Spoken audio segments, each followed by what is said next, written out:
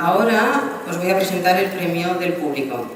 Sabéis que los jurados fallan en marzo, se hacen públicos todos los nominados hace cosa de un mes en una fiesta que se llama el Hola Laos y permite al público hacer votaciones a través de Twitter.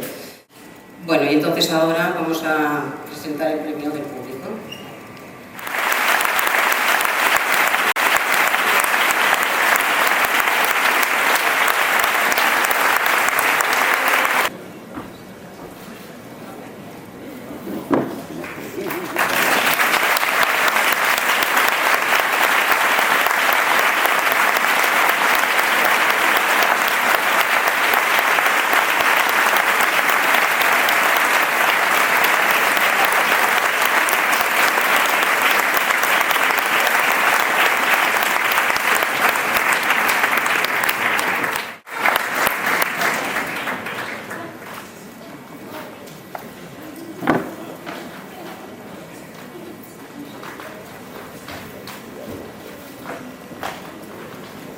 Bien, como veis, esta noche suben de todas las edades en este escenario.